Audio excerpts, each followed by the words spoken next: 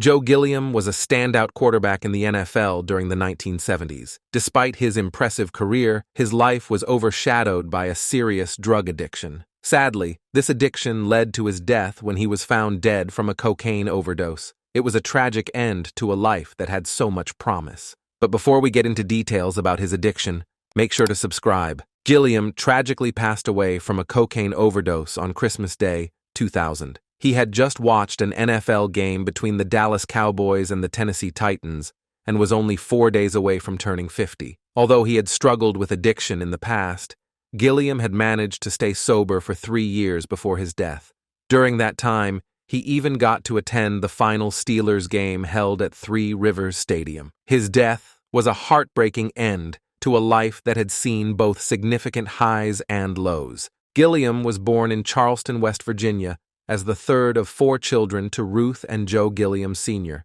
He grew up in Nashville, Tennessee, where he spent a lot of time on the campus of Tennessee A&I State University. This was because his father was the defensive coordinator for the Tigers football team at that school, which later became Tennessee State University in 1968.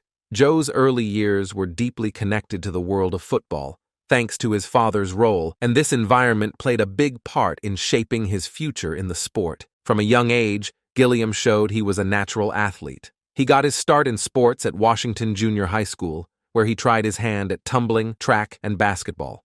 By 1966, he had become the starting quarterback at Pearl High School, leading his team during a historic season as the city's first integrated football squad. Even while he was in high school, Gilliam stayed connected to the Tigers football program. He served as a ball boy for the Tigers' home games. While at Tennessee State, Gilliam played under the renowned coach John Merritt. He shined brightly, earning All-American honors in both his junior and senior years. In 1970, Gilliam and the Tigers had a perfect season, finishing 10-0. They played in the Grantland Rice Bowl in Baton Rouge, Louisiana, where Gilliam dazzled by passing for 2 touchdowns and running for another, leading Tennessee State to a narrow 26-25 victory over Southwestern Louisiana. This win crowned them Black College national champions. Gilliam's senior year was just as impressive. Once again named All-American, he helped the Tigers return to Baton Rouge with an 8-1 record. In a thrilling match against McNeese State, Gilliam threw 2 touchdown passes to John Holland, turning a 16-6 deficit into a 19-16 lead. He sealed the game with a 3rd touchdown pass to Ollie Smith, resulting in a 26-23 victory. During his time at Tennessee State, Gilliam played alongside future NFL star Ed Too Tall Jones. Gilliam was picked by the Pittsburgh Steelers in the 11th round of the 1972 NFL Draft, making him the 273rd player chosen overall. His NFL debut came on November 5, 1972, when he stepped in for Terry Bradshaw during a dominant win over the Cincinnati Bengals. Gilliam's first regular season start was a tough one, coming on Monday Night Football against the Miami Dolphins on December 3, 1973. The game was a nightmare for Gilliam, as he threw just 7 passes, none of which were completed, and 3 were intercepted by Dick Anderson, including one that was returned for a Miami touchdown. Going into the 1974 season, Steelers head coach Chuck Noll declared the starting quarterback position wide open, with Gilliam, Bradshaw, and backup Terry Hanratty all in contention. Gilliam impressed in the preseason, earning the starting role and becoming the first African-American quarterback to start a season opener after the AFL-NFL merger in 1970. His debut was spectacular, leading the Steelers to a 30-0 win over Baltimore and earning a spot on the cover of Sports Illustrated. However, despite starting strong, Gilliam's performance began to falter. He was 4-1-1 in the first 6 games, but was benched in late October due to poor play and issues with team rules and game plans. Notably, he had thrown a record 50 passes in a Week 2 tie against the Denver Broncos and struggled with just 8 completions in 31 attempts in Week 3, leading to a loss against the Oakland Raiders. Fans began calling for Bradshaw's return, and Gilliam faced criticism and even death threats, some racially charged. Bradshaw was reinstated as the starter in Week 7 and led the Steelers to a win in Super Bowl IX, starting a streak that saw him win 4 Super Bowls with the team. Gilliam spent most of the 1975 season as Bradshaw's backup, but was eventually demoted to third string behind Hanratty due to a poor performance against the Los Angeles Rams and missing some team meetings. The 1975 season ended with the Steelers winning Super Bowl X, and it was Gilliam's final season on an NFL roster. Gilliam believed his demotion from the Steelers was racially motivated. In an interview with the Tennessean a year before he died, Gilliam shared his frustration, saying, "I thought if you played well, you got to play. I guess I didn't understand the significance of being a black quarterback at the time." However, his former teammates had a different perspective.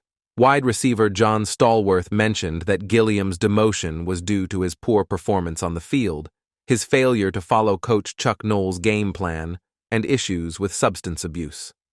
Stallworth emphasized that there was no racial bias from the team, and he described Noll as completely colorblind and not racist.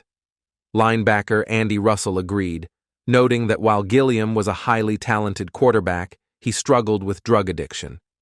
In 1976, the Steelers released Gilliam before the preseason after he missed a team meeting. Over the following years, Gilliam battled heroin, cocaine, and alcohol addiction, which led to a period where he lived in a cardboard box under a bridge. Gilliam's struggles were far from over after his NFL career. In 1976, he faced serious trouble when he was arrested in New Orleans for having a gun and cocaine. His attempt to get back into professional football led him briefly to the New Orleans Saints, but he was cut from the team in both 1976 and 1977. Undeterred, Gilliam tried his luck with the semi-pro Pittsburgh Wolf Pack, but his stint there was short-lived. He played in just 6 games before quitting in August 1978. In 1979, he joined the Baltimore Eagles in the Atlantic Football Conference, hoping to revive his career. However, his time with the Eagles was marked by a series of strange and unfortunate events. Gilliam first tried to switch teams to the Alabama Vulcans, but his attempt ended poorly when he borrowed the Vulcans' owner's Cadillac and failed to return it. Then, back in Baltimore, he was violently attacked by 4 men who dragged him out of his car and hit him on the head. These incidents further complicated his already troubled life and football career. Gilliam's football journey didn't end with his NFL career. In 1981, he took his talents to the semi-pro leagues, playing as a quarterback for the New Orleans Blue Knights in the Dixie Football League, while also working at the docks. His determination to stay in the game was evident as he continued to fight through challenges. In 1983, Gilliam attempted a comeback in the United States Football League, joining the Denver Gold and later the Washington Federals. He played in 4 games for the Federals, starting 2 of them. During this time, he threw 5 touchdowns and had 10 interceptions. Despite his efforts, he was cut early in training camp in January 1984, marking the end of his professional football career. However, Gilliam's contributions to the game didn't go unrecognized. In 1986, he was honored with an induction into the American Football Association's Semi-Pro Football Hall of Fame, a testament to his lasting impact on the sport and his relentless pursuit of his passion. That is it for this one, but if you happen to like NFL legends, make sure to check out our latest videos on our channel NFL Icons. I'm sure you will love it.